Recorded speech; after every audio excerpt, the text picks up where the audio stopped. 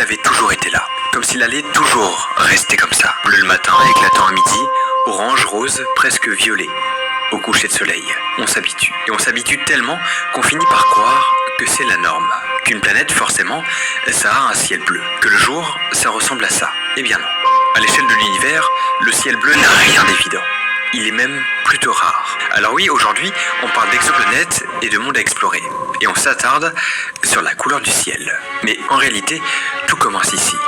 Parce qu'un ciel, ce n'est pas un décor, ce n'est pas un fond d'écran posé là, ce n'est pas un plafond non plus. Un ciel, c'est un phénomène physique. C'est le résultat d'un équilibre.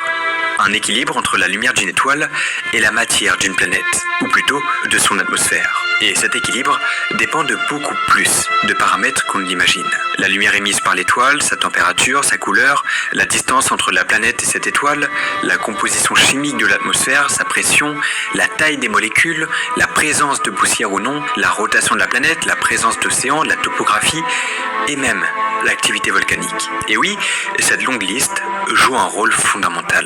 Modifier un seul paramètre et c'est le ciel entier qui change.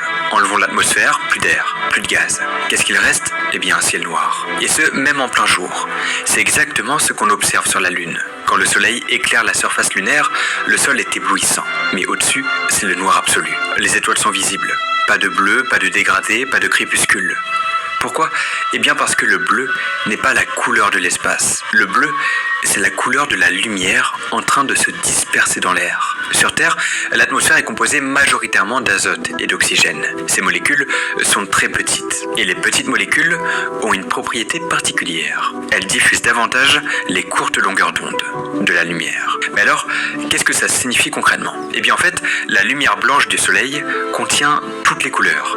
Rouge, orange, jaune, vert, bleu, violet. Mais le bleu se disperse plus facilement dans toutes les directions. À titre d'exemple, une lampe avec un abat-jour diffuse la lumière. Ça signifie qu'elle éclaire doucement toute la pièce au lieu de créer un point lumineux très intense. Et alors, quand on regarde vers le ciel, on ne voit pas directement le soleil. On voit la lumière solaire diffusée, dispersée. Et cette lumière est enrichie en bleu. C'est ce qu'on appelle la diffusion de Rayleigh.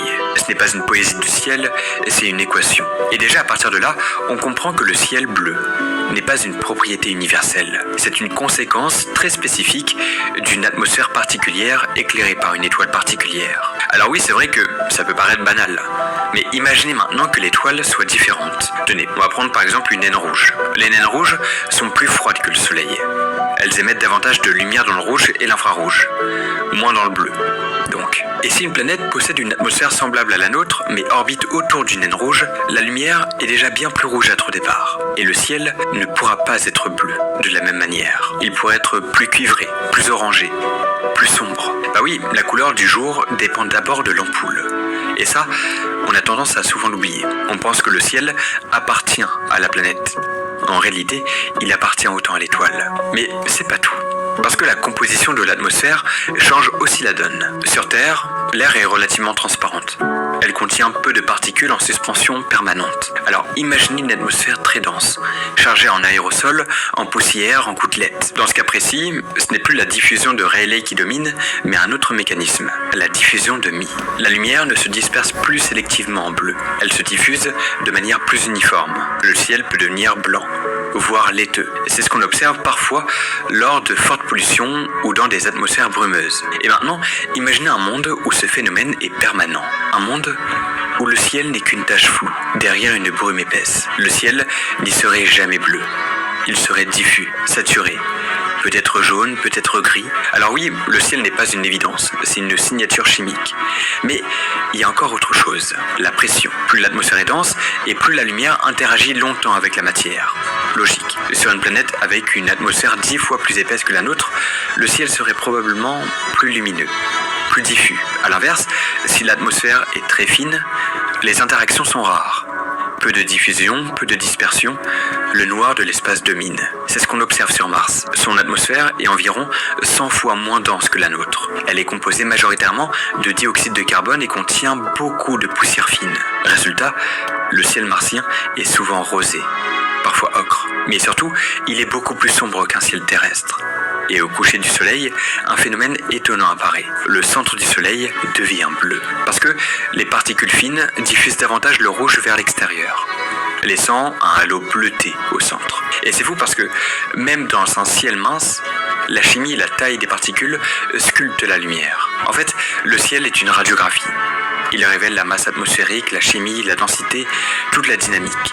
Regarder un ciel, c'est déjà faire de la planétologie. Parce qu'on comprend que notre ciel, celui qu'on croit banal, est le résultat d'un ensemble de coïncidences. La bonne étoile, la bonne distance, la bonne chimie, la bonne pression. Changer de planète, ce n'est pas seulement changer de sol. C'est changer de lumière, changer de relation entre l'air et le soleil, c'est changer la couleur même du jour. Et finalement, ce qu'on appelle le ciel n'est rien d'autre que la manière dont un monde transforme la lumière qu'il reçoit. Et ça, c'est une idée puissante, très puissante même. Parce que si chaque planète transforme la lumière différemment, alors chaque planète a son propre ciel, un autre monde visuel, un autre plafond, une autre ambiance, une autre manière d'exister sous une étoile. Alors, avant d'imaginer des couchers de soleil aux 1000 couleurs, il faut comprendre ce qui fabrique le nôtre. Parce que c'est en démontant notre ciel, en comprenant pourquoi il est bleu, pourquoi il s'embrase au crépuscule, pourquoi il devient noir la nuit, qu'on peut commencer à imaginer tous les autres. Avant qu'on aille plus loin, j'aimerais vous lire un petit commentaire que j'ai reçu dernièrement. Tes contenus astronomiques sont excellents, as-tu déjà pensé à élargir ton champ à d'autres disciplines scientifiques? Les neurosciences par exemple regorgent de mystères fascinants à vulgariser. Ou peut-être des sujets connexes à l'astronomie comme l'exobiologie ou la géologie planétaire. Alors pour répondre, d'ailleurs sachez que je réponds à tous les commentaires de toutes les vidéos quand elle est sortie il y a moins de 24 heures. Donc là si la vidéo est sortie il y a genre 10 heures, je répondrai à votre commentaire. Mais bref, du coup pour répondre, j'y ai déjà pensé et en vrai je pense que ça peut être une bonne idée. Surtout les neurosciences ça m'intéresse de fou malade.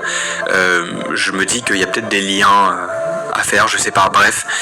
Mais j'ai jamais vraiment osé le faire. En vrai, je pense que j'ai un peu peur. Peut-être que ça va pas vous plaire. Je me dis en vrai, ma chaîne c'est vraiment une chaîne d'astronomie, d'astrophysique.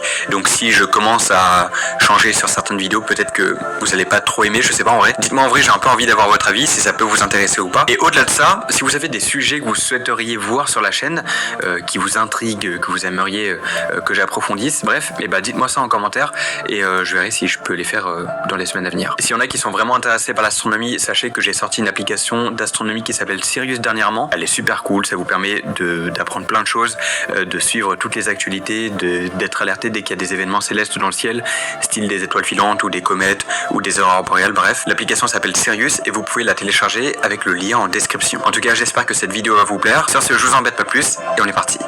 On pourrait croire que le ciel appartient à la planète, que c'est l'atmosphère qui décide, que tout se joue dans l'air. Et pourtant, avant même que la lumière ne traverse le moindre gaz, un objet a déjà tout changé, l'étoile. Parce qu'un ciel, au fond, n'est jamais qu'une lumière transformée. Et cette lumière n'est pas universelle. Toutes les étoiles ne brillent pas pareil. Toutes ne chauffent pas à la même température. Toutes n'émettent pas les mêmes couleurs. On a tendance à imaginer une étoile comme un objet blanc ou jaune, un peu comme notre soleil. Mais le soleil est un cas particulier. C'est une étoile de type G. Sa température de surface est d'environ 5800 degrés Celsius et son spectre de couleurs relativement équilibré. Il émet du rouge, du vert, du bleu en proportions proches. Ce mélange donne une lumière globalement blanche. Et c'est précisément pour ça que la diffusion atmosphérique terrestre peut sélectionner le bleu. Mais changer l'étoile et tout l'équilibre s'effondre. Prenez une naine rouge.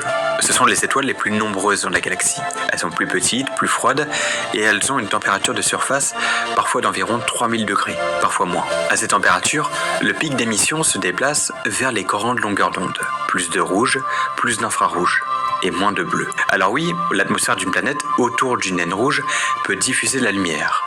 Mais diffuser quoi? S'il y a